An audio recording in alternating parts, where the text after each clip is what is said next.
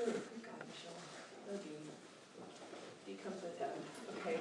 I do a super shortened version, like literally, I'm sure he'd be horrified screaming ripping his hair out. How simplified I'm doing things, but that's okay. All right, so we were talking about the stress continuum, and you want to be able to draw that out, and then I need to talk to you about a little bit more than that. Now, for this class, we got through all three subtypes, if I remember right. We talked about also sort of exaggerated startle response and that stuff, but that's where we stopped, right? Yeah. Okay. Yeah. Okay, now before I do this part and the rest of the lecture today, I don't want to get people, you know what medical students disease is what? When you feel like you have everything. Where you feel like you have everything. Like you read about a disorder, you're like, oh my God, I have that. And this is my Uncle Bob, and this is my Aunt Sally, and this is my sister, okay? So whenever I start this part of the lecture, I always talk about medical students disease. If you experienced, hopefully you didn't, but if you experienced any kind of child abuse as a kid, the odds of you having this is very low, and even if you did have it, it's okay. Does that make sense? But most people won't, okay? So breathe, okay? Everything's fine. Okay, so here we go. Okay, so so what you would do in your notes is below the section of prolonged severe stressors on that side is where you would write below that. Does that make sense? You'd continue below that, okay? So some people, it's not everybody.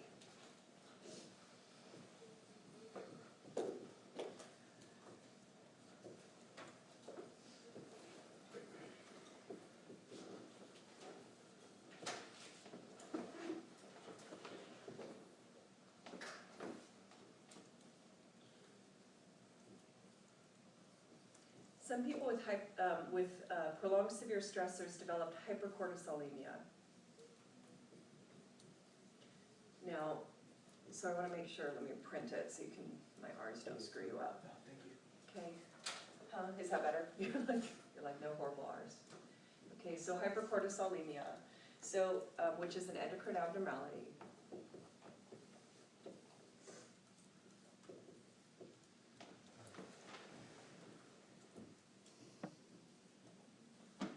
Okay, now cortisol is a stress hormone, so if you look, cortisol is contained within that. And again, that's cortisol is a stress hormone. Now, sometimes when I say that, students are like, oh, it gives you stress, and that's not what it does. It helps your body to cope with stress. So under transient severe stressors, you'll get a brief glitch. Good God! Okay, let's try again. A brief blip of cortisol released to help your body cope with stress. Like cortisol is not a bad thing. A small amount of cortisol helps your body. It's when you have tons of cortisol released at a high level for an extended period of time that it starts to run into problems, and that's what's going to happen here. So cortisol is a stress hormone, okay, and with hypercortisolemia,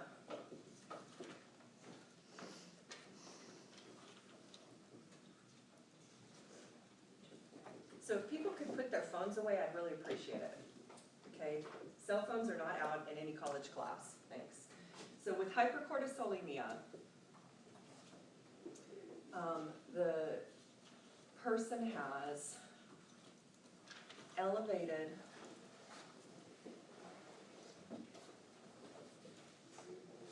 cortisol over an extended period of time. That's why it's an abnormality.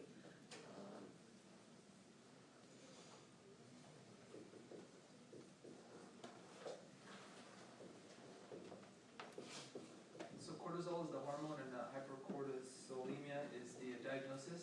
Hypercortisolemia is the name of this endocrine abnormality, yeah, it's the name of it.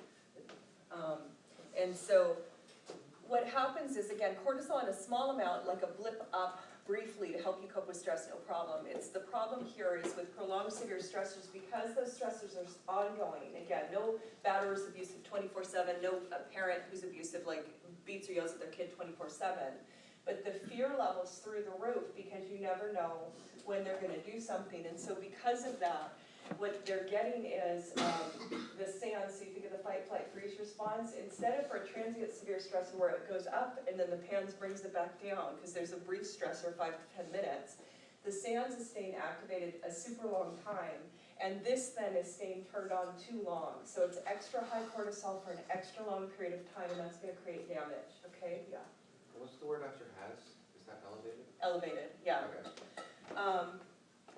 Okay. Which kills some cells, it's not all the cells, some cells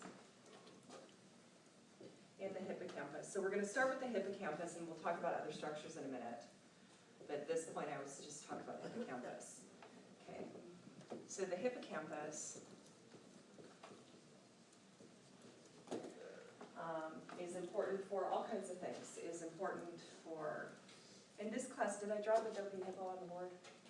I Okay, don't think because we didn't have time for that film. Okay, curses, that's when I usually do that. Okay, so let me do a side commercial announcement over here and then I'll do a shorter version here, so.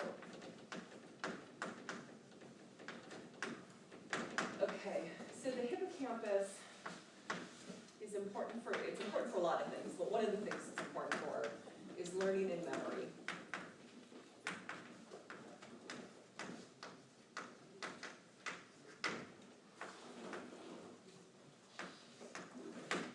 Okay, and there are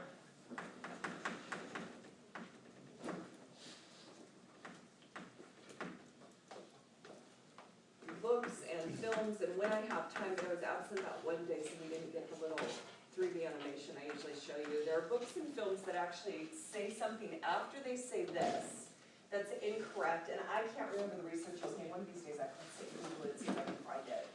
But there was a researcher years and years ago, like decades ago, who, you know how when you're talking to sort of the lay public, you simplify stuff? He was simplifying it, he simplified it accurately, but people taking notes tweaked it a little bit and then got a fact wrong. And I don't remember who the researcher was. I know it was a man, I don't remember who it was.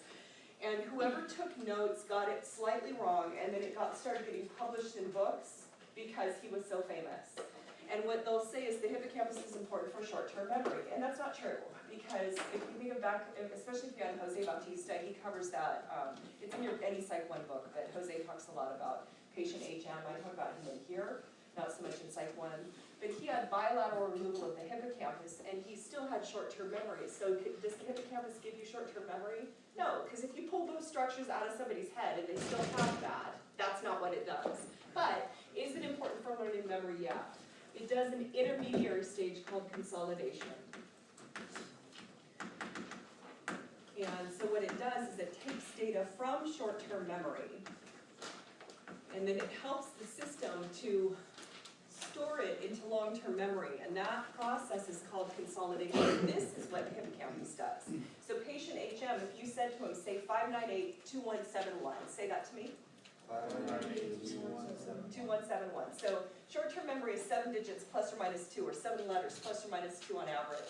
Now, if you don't practice that number, and don't, because there's no reason you should, it's not going to get encoded. Does that make sense? Because it's just right here, and then it'll not be encoded into long-term memory. You'll forget it. And let me just do a side teacher sort of chastisement for a second. Sometimes I'll get where students don't take a lot of notes, and they'll be like, I'll remember it. Okay, what do you think? If you don't practice it, will you remember it? No, and so you take detailed notes always, because then you can go back and refer to it, and the process of taking detailed notes helps your mind to learn it. And then whatever you didn't automatically remember, then you practice it, and that's how it gets into long-term memory. So this is one of the functions that it does, is consolidation. And so my stupid story, hang on, comes out looking dopier each time I draw him, and I'm doing him really fast, so he's not looking extra dopey today. And yes, I know you're college students, but this will help you remember stuff. Okay, so there's a hippo. Okay.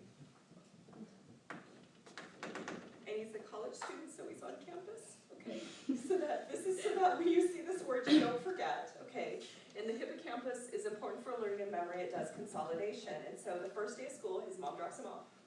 And he has this little schedule, and he walks up to the first person, and he says, can you show me where my math class is? And I still don't know if they're hoofs, paws. What do you call a hippo leg? Hippo arm? So anyway, he takes him by his hippo leg, hoof, paw, arm. I don't know what it is. I don't think it counts as a paw. I don't know. They've got little toenails. I don't know what it counts as. Kind of like a horse, but not. Okay. So maybe hoof. Hippo hoof, and he leads him to the math class. Now the next time his mom drops him off on school, like on a Wednesday, let's say, is he going to remember where his math class is if he can't consolidate? No. So he walks up to the next person and says, can you show me where my math class is? And she has to take him to the math class. So when you see this visually, Imagine the hippo wandering around campus lost because he has trouble with consolidation, and you'll get that question right. Okay, does that make sense? Okay, so one of the things the hippocampus does is that it's important for learning and memory because of that stuff we talked about.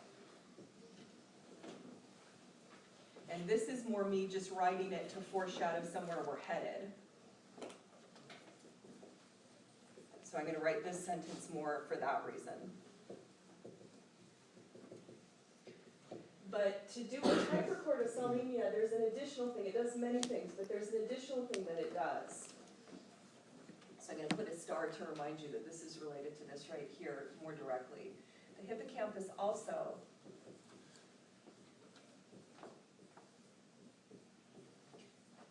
dampens down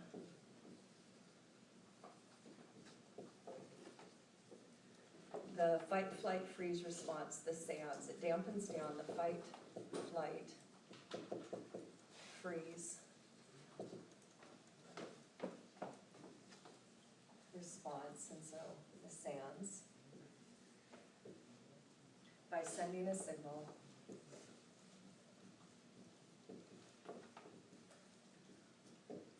to the amygdala. So that's what's supposed to happen. Okay. Now, what do you think? If hypercortisolemia kills some cells in the hippocampus, do you think it's going to be as good at doing its job? Now, it still can do its job, but it's not as good. It doesn't kill all the cells. It's not that the hippocampus just gets completely obliterated, but it kills some cells. So what's going to happen with clients who have, and again, it's not everybody, but who have hypercortisolemia,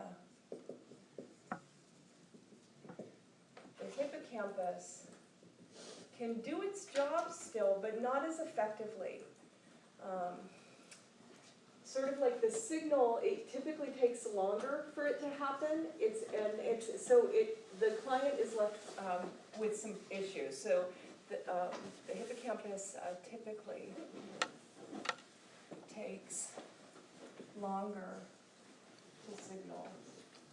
It's like it's not as effective, the amygdala. So clients with this issue will present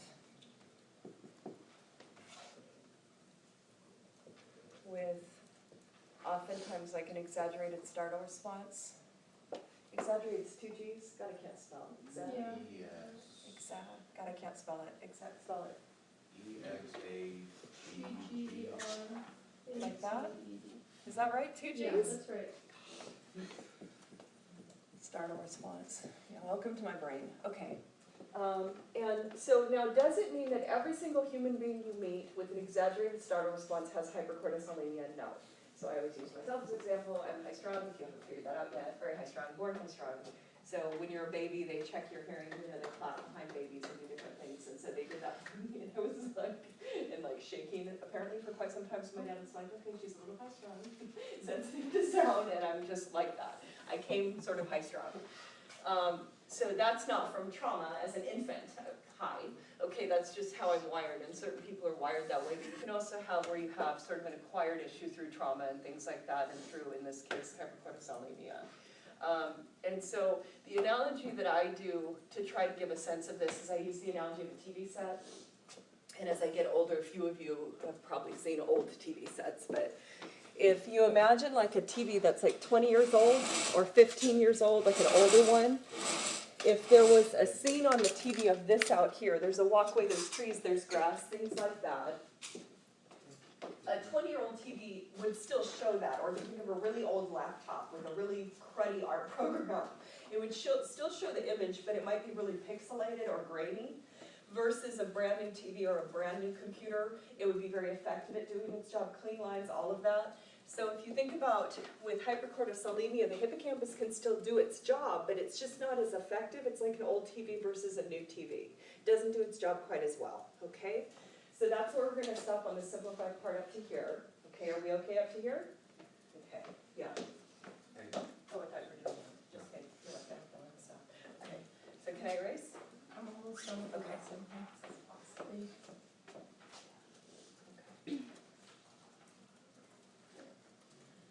Now we're gonna do application of all this, and we'll see how fast I can talk. Oh, very good. Is, our second essay meeting kind of structured like the first one we meeting? Yeah, it is in fact, actually, bless you for that, hold on one second, I'm gonna go to it right now. So the second one is a cued recall, so this first one's not cued recall, this first one you're writing from scratch. I always do the one you're writing from scratch first because it gives you more time. The second one, and you've got, is the 6 forms of tolerance, and it says SA2 for example, and it's now up. Okay, so you can start studying that now. There's a typo somewhere in there, and I always forget where it is. I think I corrected it every time I think I corrected it, and then I usually find it later, so I'm not sure. Somewhere it says live enzymes. If it says live enzymes, it's supposed to say liver.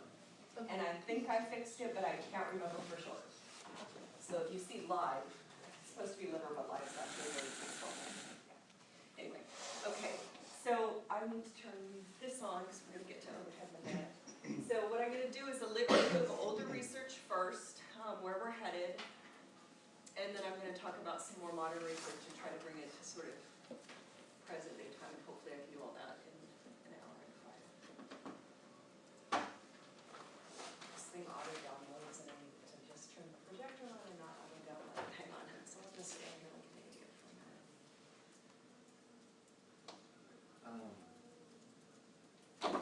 Is there going to be as much of the literature review as the last time?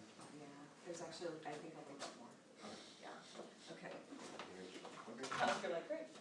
Well, no, I was just thinking because last time it took like a few days to get through that literature review.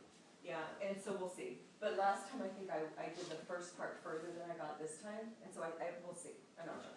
So now we're going to switch, and I think I mispronounced this guy's name because I think students told me it's supposed to be Tecker. I say Teicher is how I coded it in my head because I can't pronounce names and I was reading it.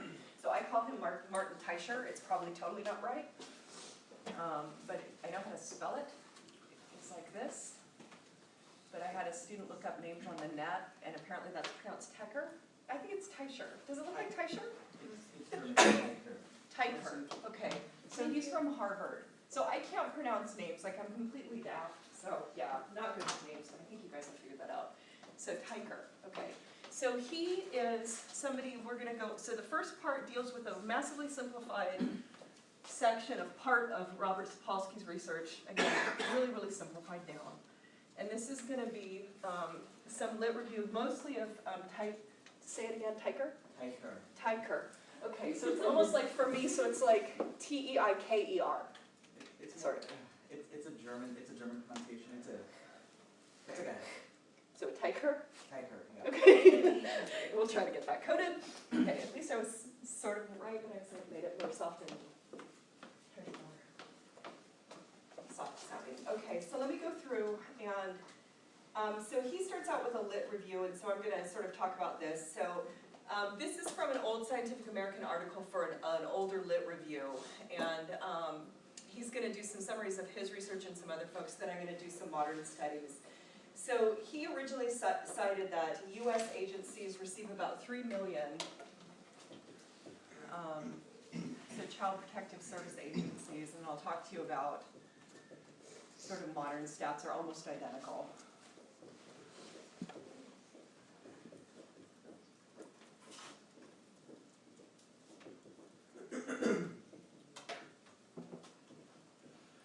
Approximately 3 million like calls for regarding child abuse, where people call in. Yeah. Is this a part of the essay too? Yeah. Okay. So what this is, so if you think about, so the first part is Sapolsky, and then we have the stress continuum, and we have frequent, mild, transient, severe, prolonged, severe stressor, and then we did hypercortisolemia and that stuff under the prolonged severe stressor. And I'm glad you asked that. I usually do it at the end, but this is better if I do it here. Under the 3 categories of abuse, remember, there's environmental, there's drug and alcohol abuse, and cognitive. And one of the things I underlined under there was child abuse. His research deals with the neurobiology of child abuse. So now we're going to look at, okay, we have a sense that hypercortisolemia can damage the hippocampus from Sapolsky's research, obviously massively simplified, like seriously, if you know him, don't show him how simplified, because he'd probably cry. Okay, and then we're going to go through and do a lit review of some older studies, and then I'm going to try to connect it, well, I'm not going to try, I'm going to connect it to modern stuff, so that you can sort of see the progression of research over time and what that means to people, okay? So he originally cited, and this was in the 2000s, that CPS, so Child Protective Services in the US receives approximately 3 million like calls or reports of, I guess I should say reports, of child abuse. And so that was an early 2000s stat. Then I did a lit search from like 2013 through 2017 and 18. It ranged from like 3,184,000 to 3,500,000 and change. So it's almost the same. Does that make sense? It's right around there. So 3 million was originally, and then depending on the year, it's 3.5 million. Okay, reports of child abuse. Of that, Child Protective Services, so they interact in some capacity. Usually it's just by like brief follow-up, but in about 1 million to 1.5 million cases, they have to get, I guess what I would describe as actively involved, where they're maybe pulling kids from, or it's more than just like an interview. Does that make sense? So of these, 1 million, and again, it depends on the year, to 1.5 million on average requires like extensive follow-up cases.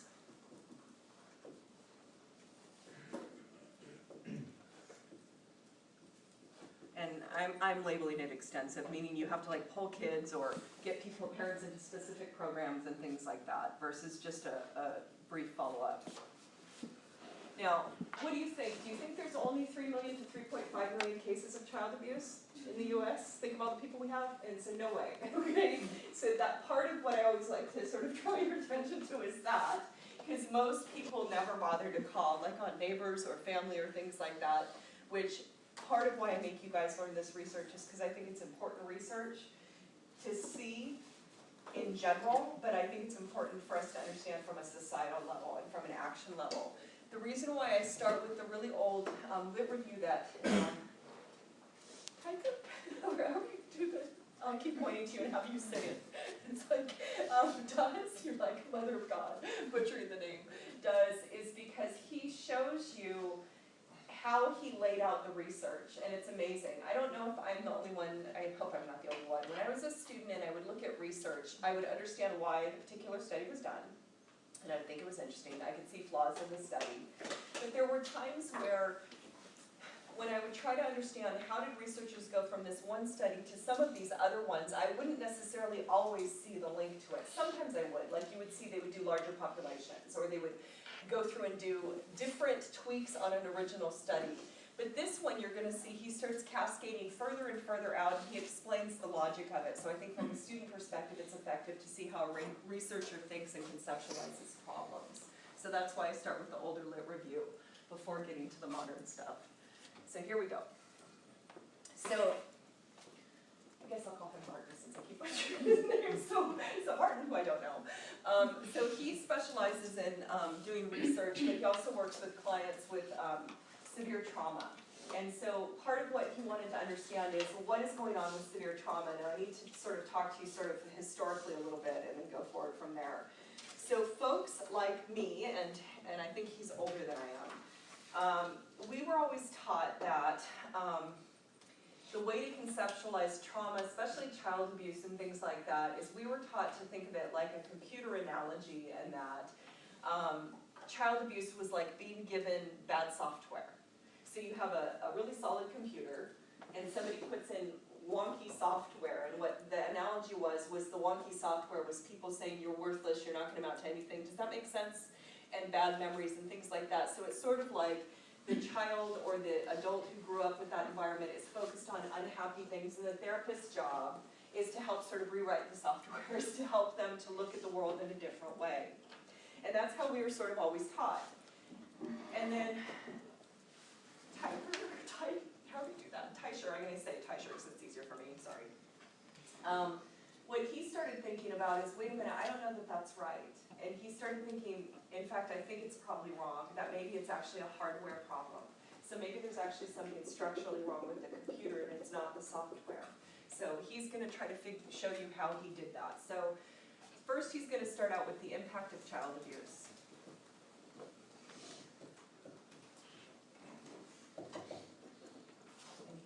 start in a very broad way.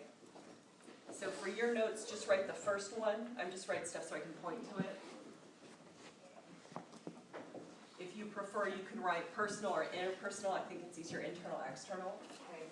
So he's going to start with internal and external. So for internal effects of child abuse would include things like suicidal thoughts. Okay, suicidal thoughts, depression, anxiety, PTSD. Does that make sense? Okay, so some internal impacts of child abuse would be things like suicidal thoughts, typically called suicidal ideation. He lists it as thoughts, but suicidal ideation, it would include things like depression, anxiety, PTSD, okay, etc. He also talks about external impacts of child abuse.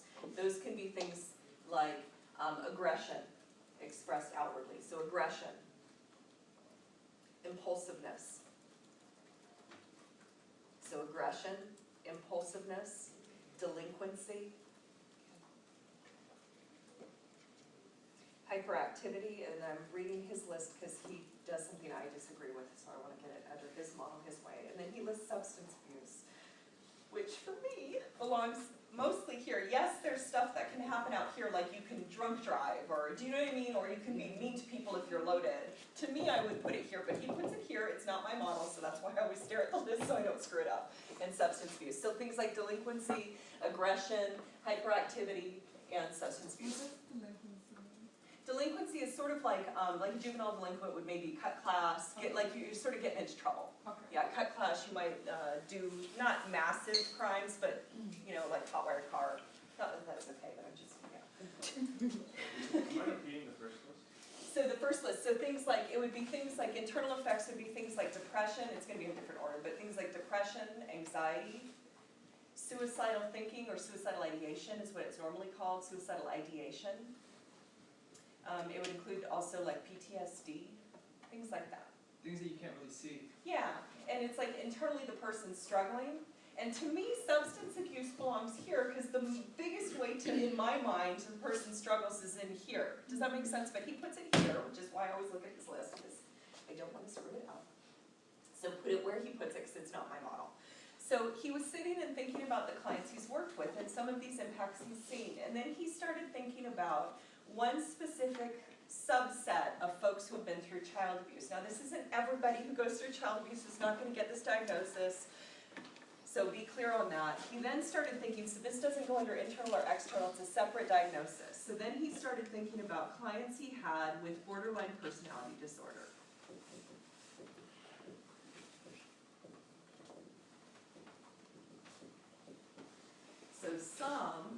So this isn't, so you would skip a line and make it clear that it's a new paragraph.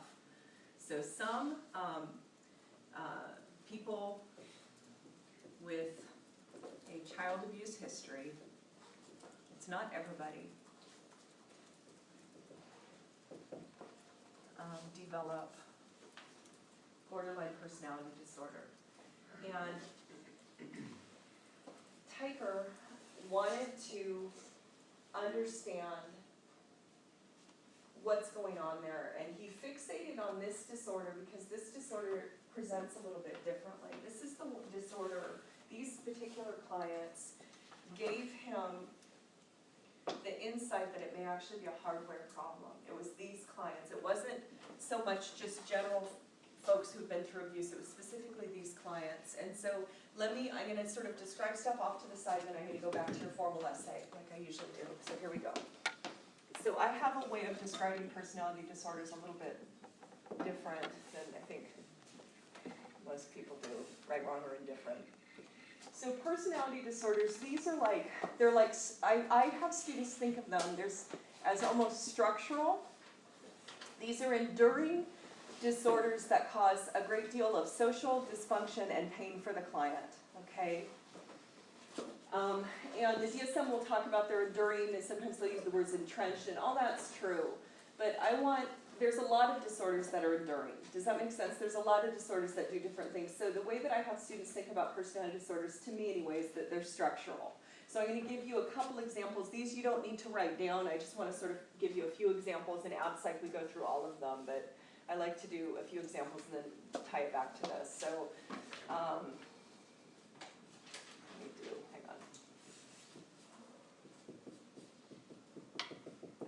write PD so I don't have to keep writing personality disorder. Okay, I'm gonna write a few of these.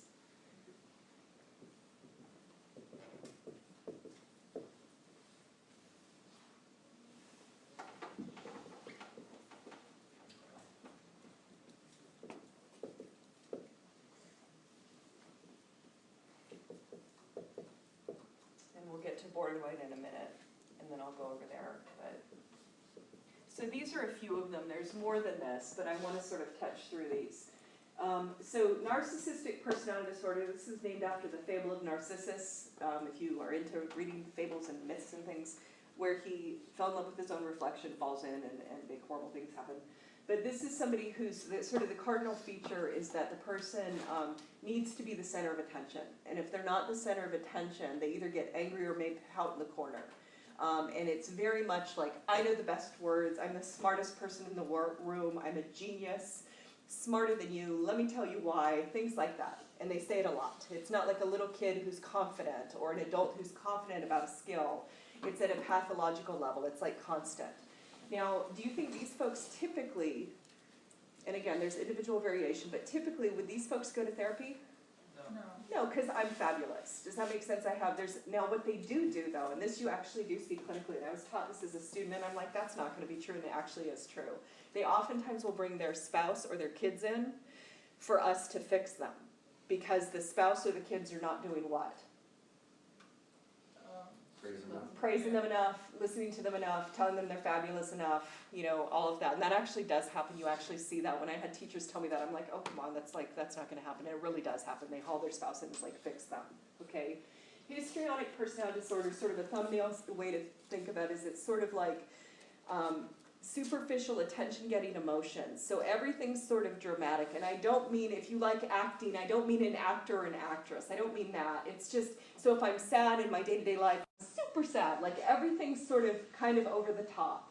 And this one, do you think they usually come into therapy, the average one?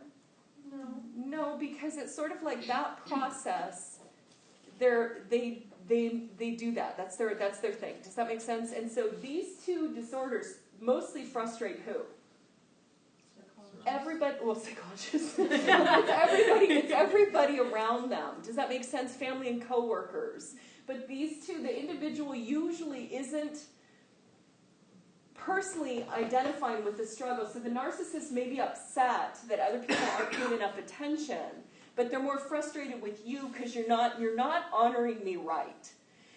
As opposed to seeing it that, no, there's something going on here. Now, it doesn't mean they never seek help or anything like that, but on average, not as likely. Antisocial personality disorder is sort of what used to be called like a psychopath. So it doesn't mean that they're shy. Sometimes I have students think antisocial means shy. It's not. It means they're working against society. So these people tend to have normal to higher than normal IQs. Not everybody who has antisocial personality disorder is criminal. Most criminals don't have antisocial personality disorder. Most people in jail don't have it. Do people in jail have a higher rate of antisocial personality disorder than the general populace? Yes. The general populace, the rate of antisocial personality disorder is about 1%. In jail is about 10%, is usually what most stats give. So most people in jail don't have this. So if you hear people say everyone in jail has this, it's just nonsense. I'm going to swear, so I'll stop it. Okay, it's BS, okay? These folks, they understand the difference between right and wrong. They just don't care. So they lack a conscience. They're willing to hurt your feelings. They see that you're hurt. So if I had that and I hurt you and you started crying, I would see you're crying. And I'd be like, okay, it just doesn't matter. So if it's somebody who's a criminal, maybe they're doing cons, men and women doing like cons to like fleece people out of money or things like that. But you can also be somebody who works within the social structure but has this disorder. So I always tell students, you could have a businessman running a big corporation, and if I bought out your company and had to fire all you guys, I wouldn't lose any sleep. Does that make sense? If that was the right fiscal decision, I'd just fire y'all, wouldn't lose any sleep. But I know business people who did acquire other companies, people who were friends of my dad, and had to fire lots of staff, and they lost sleep for ages. They're trying to come up with packages and work, trying to line them up with new jobs, and were like crestfallen. They had to let people go. In some ways, in certain environments, it would be easier. You could be a politician. get up in front of crowds and lie your pants off and be totally fine. And you would look like you're telling the truth because there's no internal conflict with the lies. Does that make sense? I can lie easily. Okay? Yeah. Would this be like an example of like Ted Bundy? Yeah, so Ted Bundy had that. Yeah. Avoidant personality disorder. These guys, oh wait, antisocial, do they usually go to therapy? Not usually, because it's like, am I hurting people's feelings? Why? Certainly, but who cares? These guys are more likely to get court ordered though. if there's somebody who is doing a crime, then they get court ordered. Okay. And again, it's not the bulk of people, but there are some that do crimes who have that. Avoidant personality disorder, these folks, their cardinal feature is, and it's like an overwhelming fear of social rejection. Nobody wants social rejection. Nobody's like, sign me up. Okay, I want social rejection this Tuesday, okay? But this is like an overwhelming fear of this. I always describe these bottom two as very gentle people, because they are. These guys have an overwhelming fear of social rejection. So I've worked with clients that were afraid to answer the phone or talk on the phone because they thought if they talked on the phone, they might do the wrong word choice and it would be horrific. I worked with a student that was terrified that people would see him blush, because if he blushed, then people would know that he's uncomfortable, and it would it's like a shy person times like 10,000. It's like super gentle people. Now these people usually do want to go to therapy, unlike these top ones. And if they go, they do very well, but do they usually go? No, because they're super scared, because in therapy, you're talking about all those feelings and those things, so these guys tend to be very, very timid, sort of, about starting therapy. If they go, they do fabulous. But they do want to go usually, and so do these clients down here. These guys usually don't go, though, because they're frightened. These clients up here usually don't want to go and don't think it applies to them, on average. Again, not every single individual, but on average. Will avoidant personality usually manifest in just like a couple ways per person, or is it a overall general sense? It sort of depends on the client. So you can have some clients that can work a little bit better in certain areas, but it tends to be across multiple. It's not just like just at work, or it's usually across many areas. But you can have some people that can do a little bit better in certain, like I'm thinking of specific clients, it's more anecdotal, but it's typically going to be in several areas. It's not going to be just like one. So it wouldn't just be just the phone or something. Okay. Yeah, so it would be difficulty with the phone. It might show up in ways to do with work environments. It might show up with their spouse, if they have a spouse, and things like that. Okay.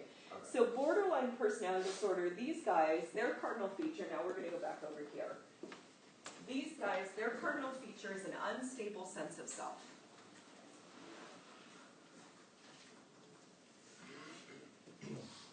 And these guys have extreme black and white thinking, and I'll explain what I mean by all this in a second.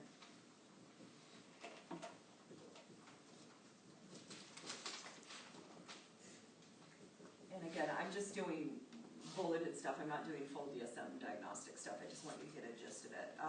They often have, unstable sense of self, they have difficulty maintaining like work history. They may be quitting jobs or getting fired, but oftentimes quitting.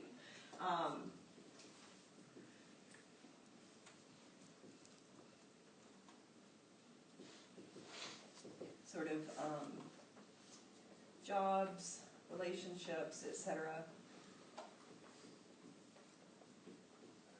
Some folks have suicidal, some have suicidal ideation and or gestures.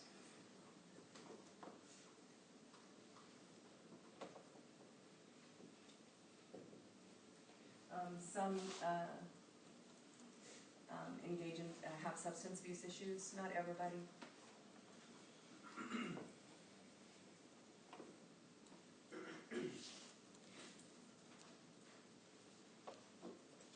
Now these clients typically, and again, I can't guarantee every single client, but these clients typically have a child abuse history. Usually it's before the age of 7, and usually it's 2 or more types of child abuse.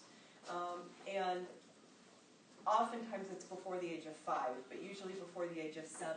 And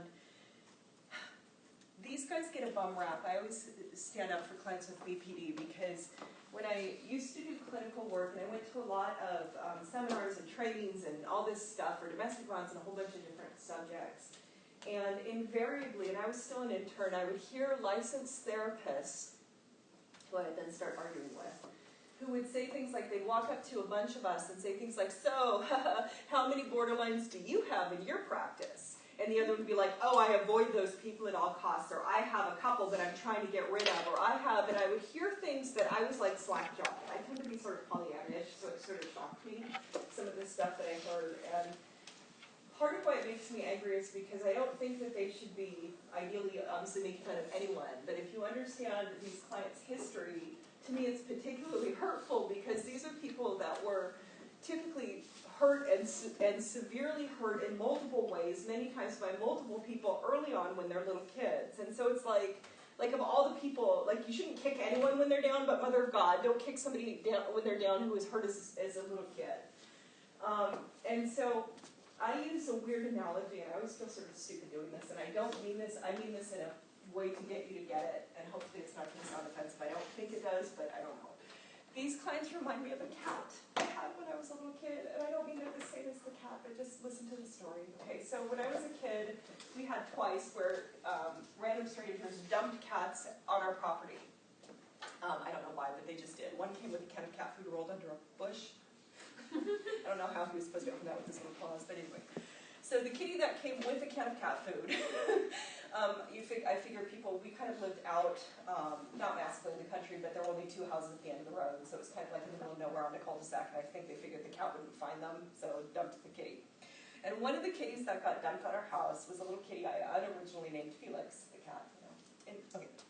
But he, he was a little white kitty, and he was an older kitty. He was about 9, the vet estimated he was about 9 or 10 years old. And I personally have never, except for this kitty, come across an animal that's clearly been beaten. And so I was a tiny little kid, and I go out, and I'm like, kitty! And I was all excited. and he was, like, his back looked like he had had some kind of an injury on his back. And I went to pet him, and he put his ears to the side, and he was, like, swinging kitty paws, growling, just absolutely terrified. And so I went and picked him up, and he shredded me, and I was like, to my dad, I'm like, can we keep him? And my dad's like, yes, because we're not going to take him to the pound, because what would happen? They put him down, so we had to wrap him in a towel to get his shots and all that stuff, and I had to sit, my dad's like, okay, unlike our other cats, this cat can't be an inside cat, because he's going to, like, shred the family. And he's like, but so we'll make a little outdoor area, so he had, like, the garage, and I made a little outdoor fort for him, and I figured he was really scared because somebody clearly had hurt him. You couldn't miss it. If you bring a hand near him, he would just cower, and he was terrified. And so when he was swinging his kitty paws, was he like, okay, little girl, I'm going to try to hurt you? Is that why he was doing that? No. It wasn't. He was terrified. He was doing swinging kitty paws because he was scared I was like who? The people that hurt him. Okay, so what I used to do is I sat outside his little kitty house I built for him, and I would wrap my arm in a towel for hours and hours and hours, and put my hand like this, and he would shred the towel. Sometimes he'd get under it. I used to have scars all over my arms because he would get under it, even though I'd wrap it tightly. And I would sit for hours and hours and hours and hours every single day, and then I got to the point where I could do that. And then I got to the point where I could do this. And then I got to the point where I could do this. I could never pet him right in the center of his back. I suspect somebody like somehow kicked down because it was all tweaked looking. He had movement still, but it was really damaged looking, and I could pat like by his little chicken legs. Sorry, I call kitty legs chicken legs, don't ask, I'm kind of weird. Anyway, I could pat like he was on his side, I could pat the side of his little legs, and he would let me do that, and he eventually let my dad pet him, and we were the only 2 people he would let near him. And these clients remind me of that. What they do is, if you think about human beings, I think all human beings want to feel safe in the world. We want to have people who love us and care about us and all those things. And these clients are no different than any other human being.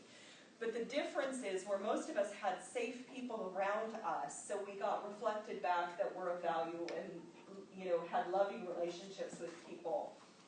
These clients oftentimes didn't. Or at least the bulk of the people around them weren't safe, or the main people around them weren't safe. They may have had some ancillary folks around them, but the main people weren't. So when they get older and they're out of the abusive situation, what they do is, if you think about like a college student, like let's say I had a college student in this blank desk here, what they'll do is they go back and forth between extreme thinking. So if you had a college student here with borderline personality disorder, when they meet a new friend, let's say a student here, they're like, oh my God, you're the greatest friend ever. And they're super excited over the new friend, and they kind of glom onto the new friend almost a little bit exaggeratedly, because they're like, finally, I met somebody safe. And they'll be like, let's do this, let's do that. And the new friend, at first it seems really cool, but then it can start to feel what? A little bit of like overwhelming. It doesn't usually feel like scary excessive, but it's like kind of a little bit overwhelming, like Mother of God, like I need some free time, like help me. And when the new friend, let's say, is busy or says, you know, I'll get back to you, or they don't call back right away, then they get terrified. It's like the little kitty, where they're like, oh my God, wait, maybe you're one of those scary people. Does that make sense? And they don't usually, it's not usually anything physical, it's a barrage of words. And they go back and forth between I love you, I hate you. It's not the same as a batterer. Batterers are different. Batterers are deliberately targeting behavior. This is different. This is like the scared little kitty where if I'm not sure how to interpret your behavior and it seems like it might be dangerous, it's like, oh my God, you must be scary. And instead of kitty paws, what it is a barrage of words like, oh my God, I thought you were safe. You're like the other people. I can't believe it. For therapists, they might call them and be like, I thought you were a good therapist. Why did you do this? I'm not going to see you. Does that make sense? And then they go back and forth and back and forth. So when Teicher or Teicher, or however you say his name, was thinking about these clients, he's like, well, wait a minute. Maybe it's not a software problem. Maybe it's a hardware problem. He's like, maybe in those moments when they're doing that, they can't remember that that new friend has been safe all these months. We've known them. Does that make sense? And maybe in that moment when they're panicking, they can't remember that. So maybe there's a memory problem. And then he also saw the back and forth stuff, and he thought, if it's not that, maybe it's an issue with affect. Okay, does that make sense? Because it's intense. It's not the same as a mood disorder. It's not a mood disorder. It's a way of relating to the world. He thought maybe it's an issue of memory, because that's the hippocampus. And he thought that maybe they're not accessing in those moments when they're going back and forth, maybe they can't, for those moments, remember. Maybe stuff isn't getting consolidated right. Does that make sense? Like that new friendship, maybe it's not getting stored in long term that they're actually safe. Okay?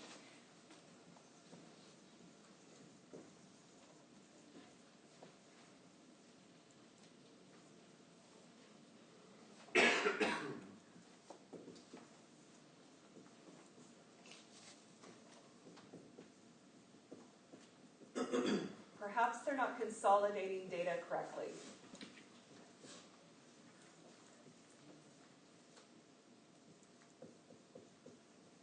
So he started thinking maybe that could be, maybe there's a structural problem there. He also was reflecting about those clients, and he thought, well, wait a minute, there's also the amygdala. And the amygdala, remember, is like the gateway to the limbic system. The limbic system is the emotional center of the brain. The amygdala deals with what I call core or base emotions. Intense emotions, things like fear, aggression, stuff like that. But it also does something, there's a component to do with this, also to do with memory. It's a specific part. The emotional content, you know how memories are re-put together in the brain by many regions.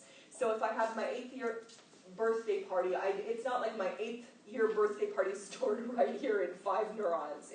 My brain will reconstruct the memory from multiple regions. And so he thought, well, maybe for these folks, what's happening is the emotions are intense, but also we know that the emotional content, so not the whole memory, but the emotional content of significant memories. What's the word after emotion? Fear. Oh, okay.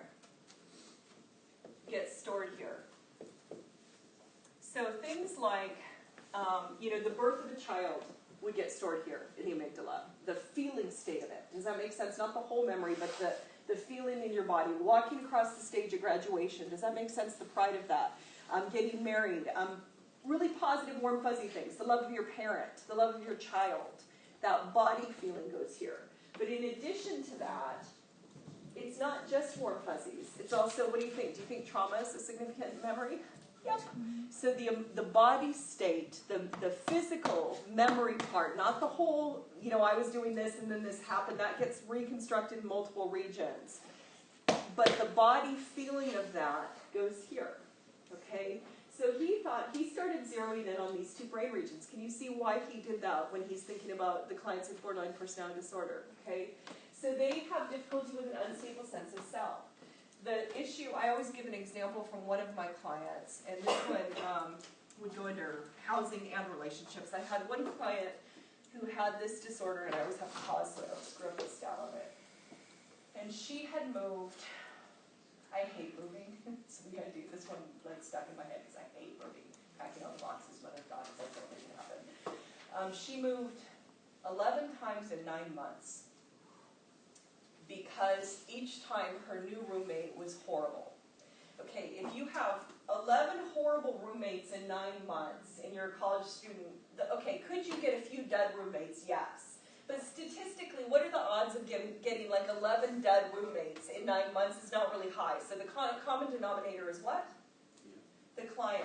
I worked with other clients that would get jobs and then they would just quit immediately whenever their boss had asked them to do something because they were like, they viewed it like, almost like how dare they ask that because they viewed it as controlling behavior because what it was doing is triggering that fear they had when they were a kid. So if I sit and I tell you, no, you have to do this by this deadline, if I'm your boss, you're like, okay, because I like to keep my job and be paid and like live. But for some clients, if the delivery or anything is reminiscent in any way, sometimes it can be environmental trigger cues, it could be the rate of speech, it could be delivery, there's all kinds of things. They can get frightened and be like, I don't want to do that, I don't want to work for this person. I had clients that would quit jobs over and over and over again who had this. And so he's thinking maybe those two brain regions may be offline, maybe it's a structural problem. So that's how it went from this link to that link, okay? All right. Then, what he did,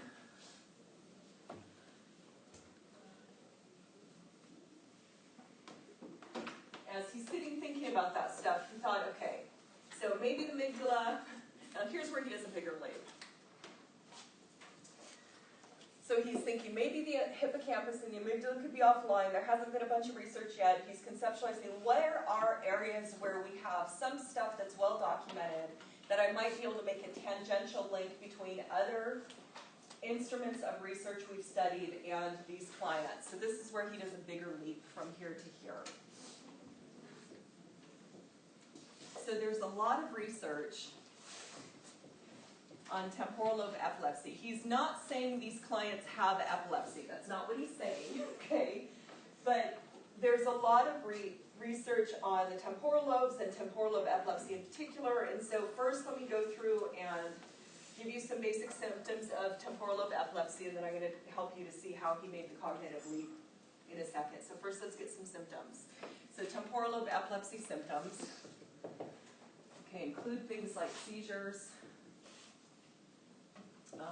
It includes things like some folks will get facial flushing, okay. You can have where some people will get a sense of vertigo, so, and again, not everybody gets every symptom. What is vertigo? When stuff is spinning. Some folks get deja vu. What's deja vu? Think something's happened before. Yeah, this one, and there's different theories what causes deja vu. This is my favorite one. Okay, so you have two hemispheres of the brain, and the part that connects the two is what? The corpus. The corpus callosum routes that. Some researchers think there's different theories. Some researchers think that, so normally if I perceive something, so if I'm looking at my students, I perceive you guys all at once. Some researchers think just for, you know how stuff can misfire just for a split second? They think that what's happening with deja vu is for a split second, one hemisphere perceives it a fraction of a second before the other one does. So when the brain is like, wait, this is familiar, they think it actually is.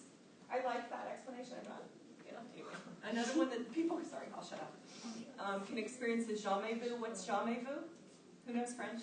Jamais vu? That's when you feel like something has happened, or no, hasn't happened. Has never happened. Jamais vu is different. So this is where you feel something's never happened. And so when people have jamais vu, like somebody can come up to them, and let's say that I knew you from before, and I walk up to you, if you had jamais vu, you would be clear I knew you, because I'd be talking about things we did, but you would have no recall. It's like, what are you even talking about? Or an incident, remember that time we went to such and such, and they have no recall of it, but clearly they were at that place. Okay, that's the experience, you never have seen it before. Jamais means never, this is to see. They can have other things. They can have Alice in Wonderland is usually what it's called. Wonderland-like experiences. And so if you think about Alice in Wonderland, you can have where there's distortions. So she takes like a little pill and things get big or get small. Sometimes you can have distortions visually, okay, and those are often called Alice in Wonderland type experiences. They can get sometimes what's called usually pit of the stomach symptoms. I like this feeling, but a lot of people don't like, and that's usually the feeling like, you know when you go on a roller coaster, which I love that feeling, okay, most of my friends do, but I have one friend who hates that, okay, so that feeling can sometimes happen. They can have difficulty with aspects of memory, obviously, to do with seizure. They can have, sometimes they can have some additional symptoms, like a sense of tingling in extremities, things like that. So there's a whole host of symptoms, and so there was a TLE checklist.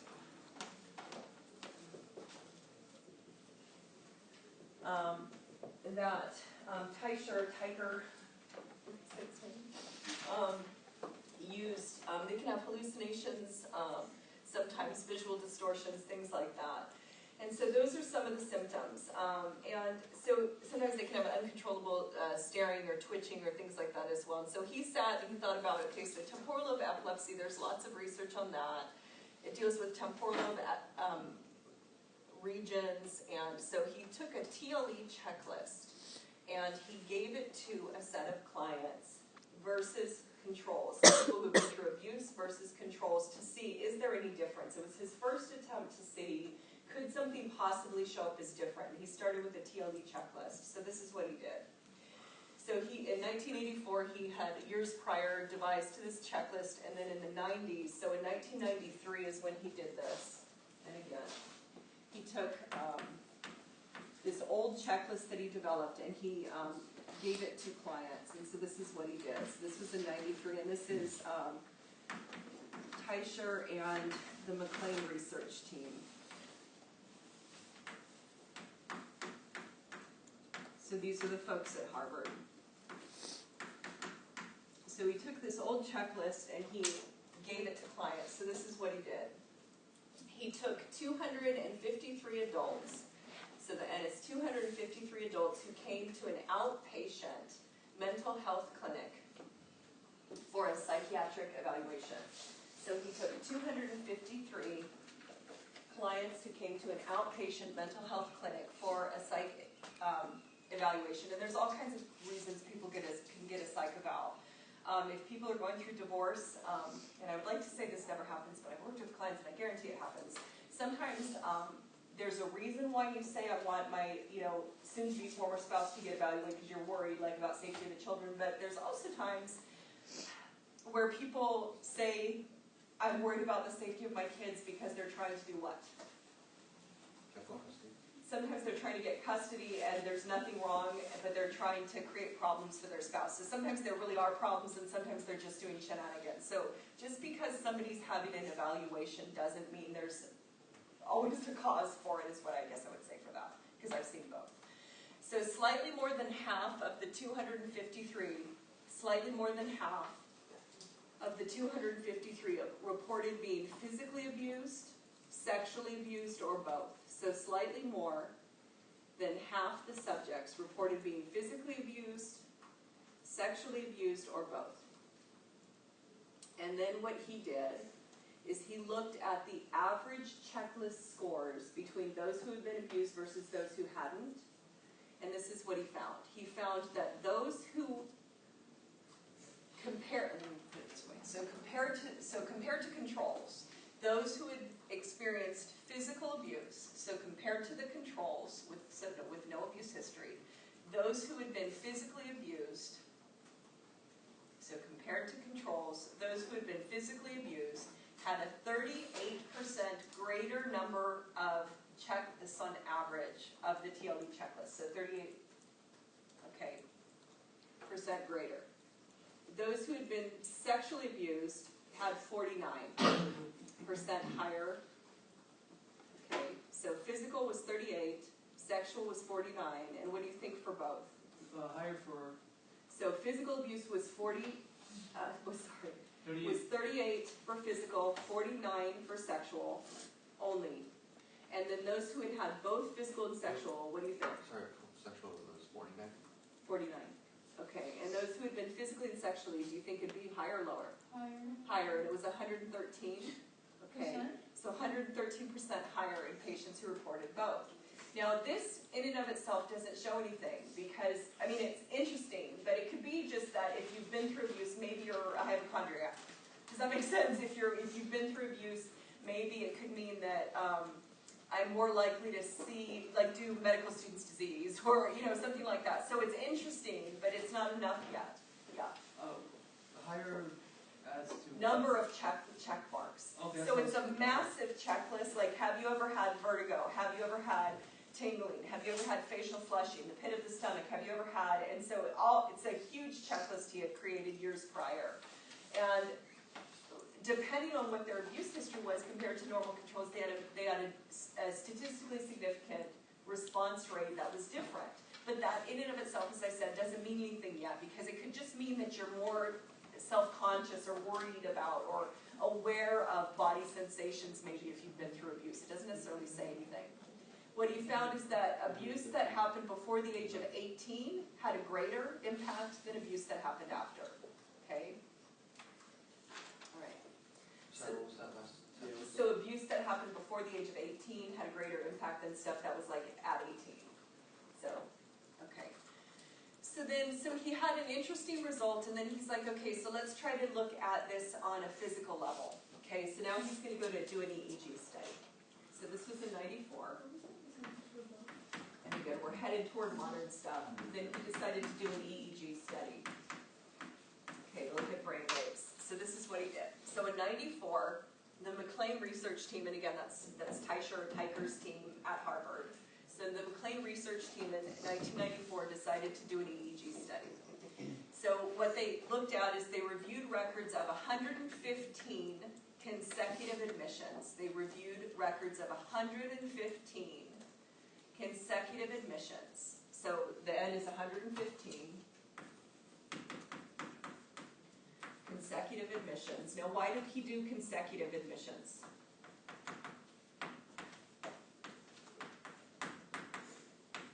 To a facility. Why would you do 115 that came in a row?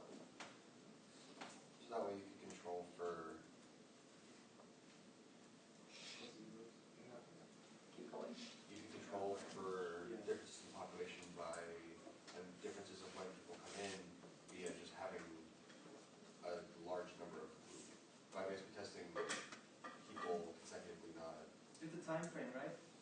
It's Because they're like fresh, like coming in, like are they in, not that they have more trauma, but you like. guys are they're- talking around sort of, you're getting there, but hang on.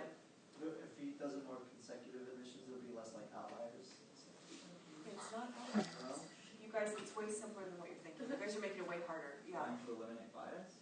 Yeah, because if it's 115 people through the door, I'm not cherry picking data, it's gonna be what? Random.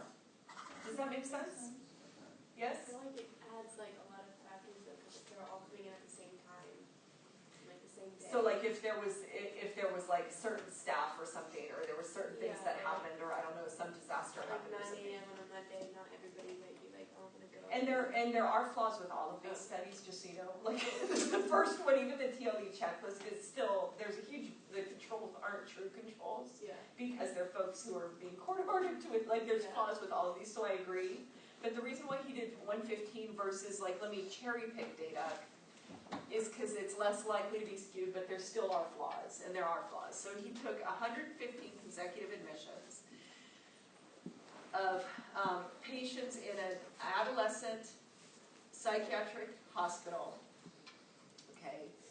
And they found the following. They found brainwave abnormalities in 54% of patients with a history of early trauma.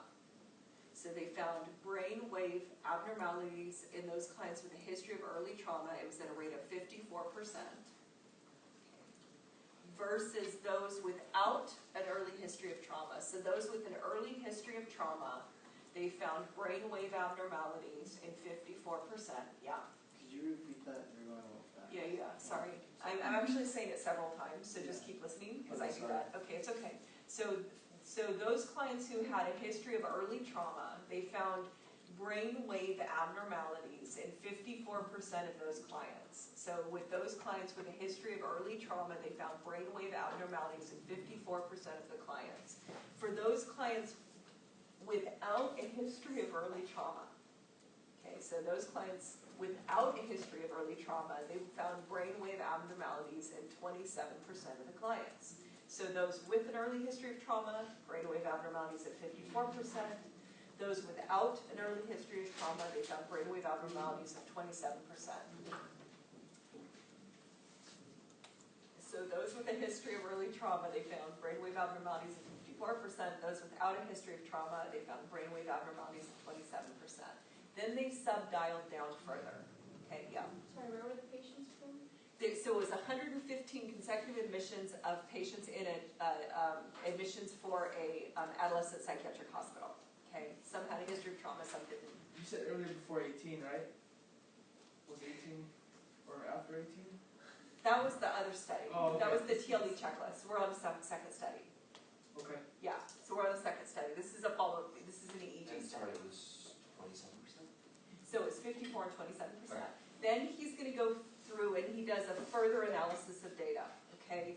So then what he did is he took the clients who had a documented history of abuse and he sub-analyzed the data. So he then took the clients who had a history of early childhood abuse and he sub-analyzed the data. And he found that those who had a documented history, okay, those who had a documented history of physical or sexual abuse, he then sub-analyzed their data separate from the rest. So, and the reason why that matters is, so let's say you have a pack of people who said, yes, I've been abused. Some will have sexual abuse, some will have physical abuse, some will have neglect, some will have psychological.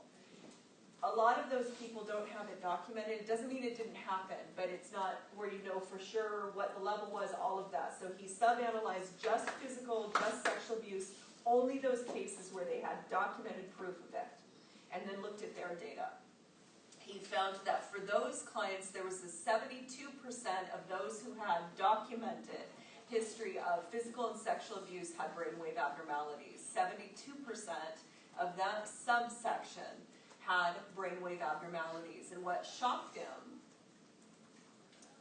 was when they looked at the brainwave abnormalities, there was a surprise in the data. Okay? So he found that those with documented histories of physical and sexual abuse, 72% had brainwave abnormalities. And then he found, though, that the irregularities arose in the frontal and temporal lobe regions, but only on the left side. The right side presented as normal, but it was only on the left side. They had abnormalities on the left frontal and left temporal lobe regions, only on the left side. And that surprised him. He's like, this is really strange. Okay, this was a super early study, and then he's sort of scratching his chin is how I imagine him. They're trying to figure out where do we go from here. Okay, it was left side only. So frontal lobes and temporal lobes, left side only. Okay? What's the abbreviation for EEG stand for? Oh my God, I can't even say it. It's electro, I can never say it. Who can say it out? It's electroencephalogram. Yeah. So it's just EEG. I never say it out. I never spell it out. It's just EEG is fine. Yeah. They hook you up with wires and it's very charming. It's not that one, just EEG is fine. Okay, so it's left side only. So then he went through and he started rifling through data, and I've got like 10 minutes. So he started thinking, okay, this is pretty noteworthy. Is there anybody in the past prior to this that I can do a lit review who's done research that would relate to this? So he started looking through data, and he found an old study, and this was going to be Robert Davies from Yale. then did some searching. This was a really old study. He started doing a lit review to see is there anything I can find. And this, so he pulled up this old study from 1978. He found an old study that was by Robert Davies at Yale University School of Medicine. Sorry, what was the other researcher's last name? Robert Davies from Yale. Sorry. Yale. Okay, Davies.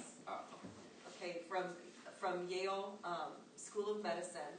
And he went through and did this old lit review to see is there anything that can relate to what he just found. And what they found is Robert Davies' team found that he was looking at, this was again a 78 study, it's an EE study, and he was looking at adult victims of incest. So Robert Davies, this was back in 78, was looking at adult folks who had been victims of incest. And he found that 77% exhibited EEG abnormalities.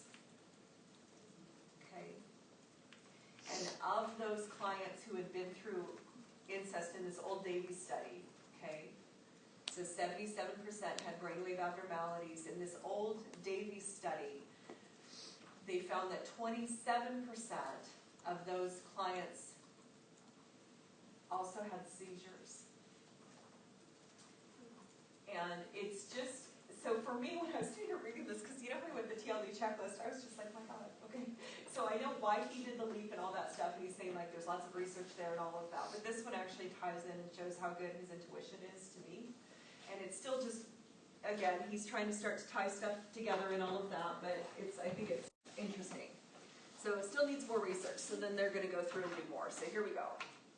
So it was the 27% of the 77% that Yeah, so had those yes. abnormalities? Okay. So 77% of the folks who had they were adult, he was doing research on adults who had been survivors of incest. 77% had brainwave abnormalities. Of the 77, of the folks who had that abuse history, they then sub-analyzed and they found that 27% also had a history of seizures. Okay, so then they go through and Teicher also cites some other people's teams because this research has been done all around the world. He picked some. And again, this is the historical part. We're not at the newer part yet. We're getting there. You're right. It's not again podcast stuff. Okay. So then he goes to 1997. Okay. And this is going to be Douglas Bremner.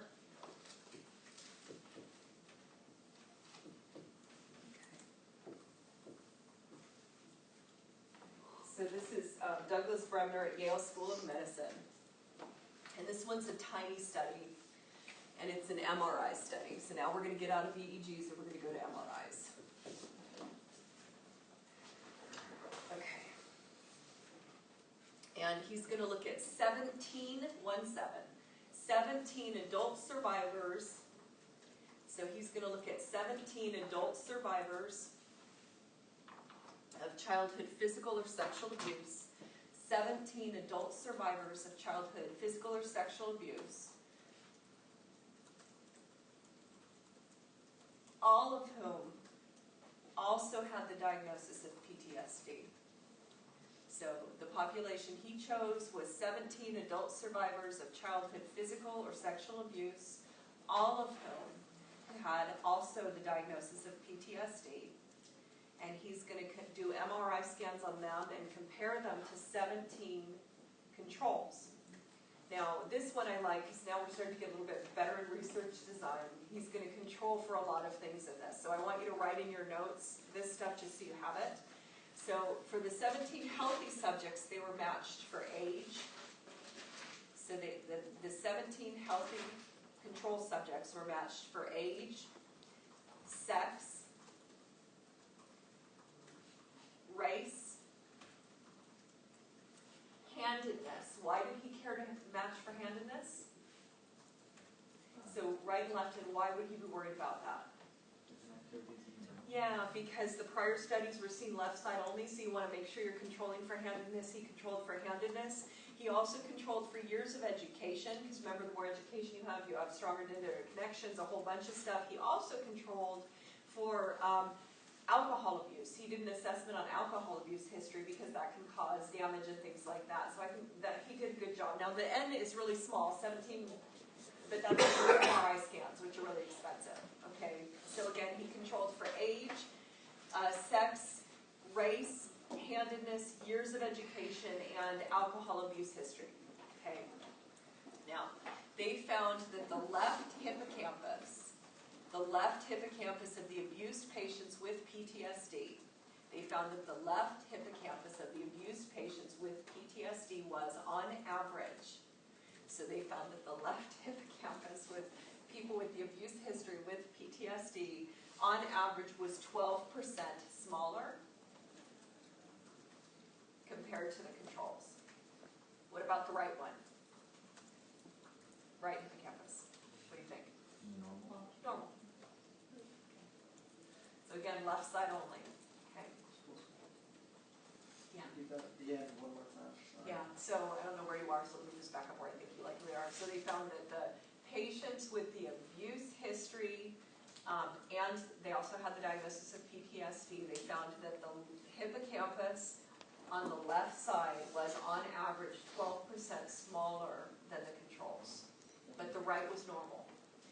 Then, and I love this guy for this study, so then he knows that the hippocampus plays a role in consolidation, so he's like, hey, let's go through and do another test on these clients. On we've got 17, with abuse history, 17 controls, let's go through and do something else. So then he went through and he did a memory function test on the patients, okay, like parent associate type test, those kinds of things. And so what he found, not surprisingly, is that the patients who had the history of abuse,